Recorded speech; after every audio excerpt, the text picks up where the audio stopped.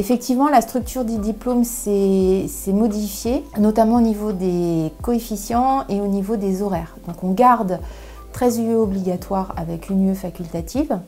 Mais jusque-là, on avait deux catégories d'UE, les UE à 150 heures et les UE à 210 heures. Aujourd'hui, on a 3 volumes horaires différents. On a des UE qui restent à 150 heures, des UE à 170 heures, à savoir l'UE 9 et l'UE 10, et 4 UE qui sont passés à 200 heures. L'idée derrière ce volume horaire, c'est un volume horaire étudiant, comme dans l'enseignement supérieur. Donc c'est un volume horaire de travail étudiant, de travail candidat. Derrière cette évolution des volumes horaires, cela dit quelque chose aussi du contenu du programme. Voilà, certains ont été un petit peu augmentés, et notamment les 2 UE de comptabilité, et puis d'autres ont été un petit peu légèrement diminués.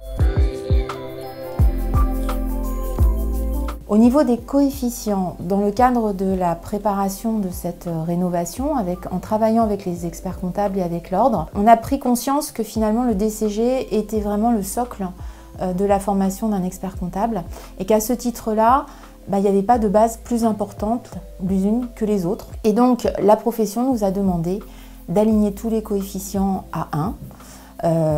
Et on a été totalement d'accord avec cette proposition.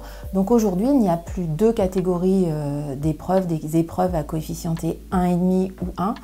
Toutes les épreuves sont coefficientées 1. Voilà, donc on est sur une moyenne simple, sachant que donc à l'issue du passage des 13 UE obligatoires, on fait une moyenne. Si cette moyenne simple est supérieure ou égale à 10, et bien le candidat est diplômé de son diplôme. Il existe toujours une note éliminatoire qui est de 6. Ça signifie que pour pouvoir valider le diplôme, le candidat doit avoir dans l'ensemble de ses UE toujours des notes supérieures ou égales à 6.